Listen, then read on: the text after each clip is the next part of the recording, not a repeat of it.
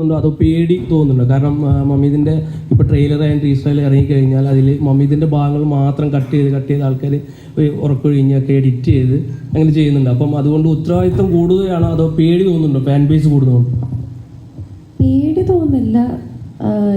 ഈ പറഞ്ഞ കാര്യത്തിൽ എനിക്ക് ഭയങ്കര സന്തോഷമുണ്ട്. കാരണം ഞാൻ എന്താ പറയുക, ഞാൻ പറഞ്ഞിട്ടൊന്നുമല്ല അവർ ചെയ്യുന്നത്. അപ്പോൾ അവരെനിക്ക് വേണ്ടിയിട്ട് പഠിക്കുന്ന സ്റ്റുഡൻസൊക്കെ ഉണ്ട് അതിനകത്ത്. അപ്പോൾ അവർ എക്സാമിൻ്റെ ഇടയ്ക്കൊക്കെ ഇരുന്ന് എഡിറ്റ് ചെയ്ത് കട്ട് ചെയ്ത് ഇടുന്ന പോർഷൻസാണ്. അവർ അത്രയും സപ്പോർട്ടീവാണ് എന്നെ. അപ്പോൾ അതിൽ ഭയങ്കര സന്തോഷമുണ്ട്. അപ്പോൾ ഈ പറഞ്ഞ പോലെ റെസ്പോൺസിബിൾ കുറച്ചുകൂടെ ആവുമെന്ന് എനിക്ക് തോന്നുന്നു. കുറച്ചുകൂടെ റെസ്പോൺസിബിലിറ്റി നമുക്ക് വരും. കാരണം അങ്ങനത്തെ കുറച്ച് പേര് നമുക്ക് വേണ്ടിയിട്ട് വെയിറ്റ് ചെയ്യുന്നുണ്ട്. നമ്മുടെ അടുത്ത പടങ്ങൾ എന്താണെന്നറിയാൻ, നമ്മളുടെ അടുത്ത മൂവ്മെൻറ്റ് എന്താണെന്നറിയാനൊക്കെ വെയിറ്റ് ചെയ്യുന്നുണ്ട്. അപ്പം അവർക്ക് വേണ്ടിയിട്ട് നല്ല പ്രോജക്ട്സ് ഇനിയും ചെയ്യണം, അവരെ കുറച്ചുകൂടെയും എന്താ പറയുക, അവരെ സന്തോഷിപ്പിക്കണം എന്ന് തോന്നാറുണ്ട്. എന്താ പറയുക, പഴയ ജോഡികളെയൊക്കെ പോലെ പണ്ട് ശോഭന ലാലേട്ടൻ അതൊക്കെ പോലെ നിങ്ങളിനി മുന്നോട്ടും അങ്ങനെ എല്ലാ സിനിമകളിലും നമുക്കിങ്ങനെ കാണാൻ പറ്റുമോ?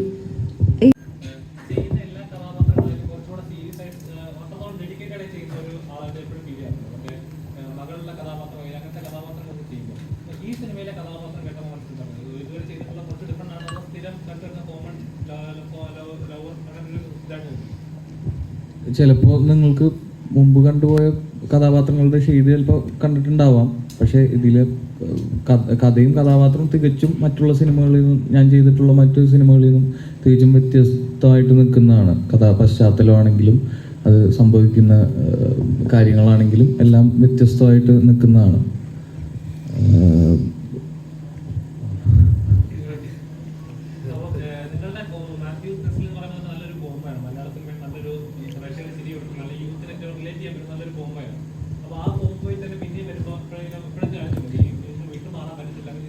ഇതിൽ സത്യം പറഞ്ഞു കഴിഞ്ഞാൽ മാത്യു ചെയ്തിട്ടുണ്ട്. പക്ഷേ ഞങ്ങളുടെ ഒരു കോംബോ ഇതിൽ വർക്ക് ചെയ്യാൻ നോക്കിയിട്ടില്ല. സത്യം പറഞ്ഞു കഴിഞ്ഞാൽ മറ്റുള്ള സിനിമകളിലുള്ള പോലെ നിങ്ങൾ പറയുന്ന പോലെ ഞാൻ എൻ്റെയും അവൻ്റെയും കോംബോ ഈ സിനിമയിൽ വർക്ക് ചെയ്യാൻ നോക്കിയിട്ടില്ല.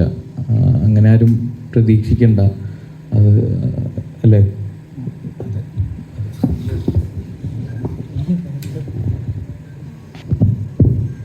മമിതയുടെ അടുത്താണ്.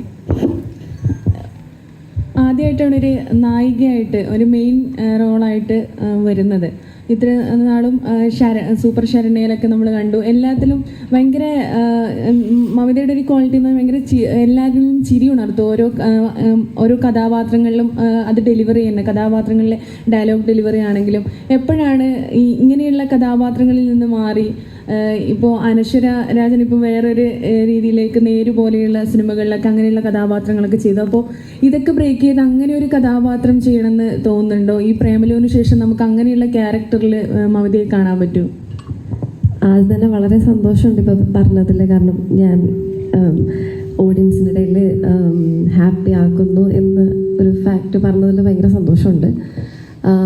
പിന്നെ ഈ പറഞ്ഞ പോലെ വേറെ റോൾസ് നമ്മളുടെ അടുത്തേക്ക് വരണമെന്നുണ്ടെങ്കിൽ അതിൽ ഡയറക്ടേഴ്സിനൊരു കോൺഫിഡൻസ് വേണം. ഇപ്പോൾ എന്നെ വെച്ച് ഇങ്ങനത്തെ ഒരു റോള് ചെയ്താൽ അത് നന്നാവും എന്നൊരു കോൺഫിഡൻസ് കൊടുക്കുന്നതോടെ വരെ എനിക്ക് കിട്ടുന്ന എന്ത് പ്രൊജക്ട്സാണോ അതിൽ ഏറ്റവും ബെസ്റ്റ് എന്നാൽ കഴിയുന്ന രീതിയിൽ ചെയ്യാന്നുള്ളതേ ഉള്ളൂ. അപ്പോൾ അങ്ങനെ നല്ല റോൾസ് വരാൻ വേണ്ടിയിട്ട് ഞാനും വെയിറ്റിംഗ് ആണ്. അപ്പോൾ അതിന് ഇനിയും പ്രൂവ് ചെയ്യണം എന്നുണ്ടെങ്കിൽ ഇനിയും പ്രൂവ് ചെയ്യണം.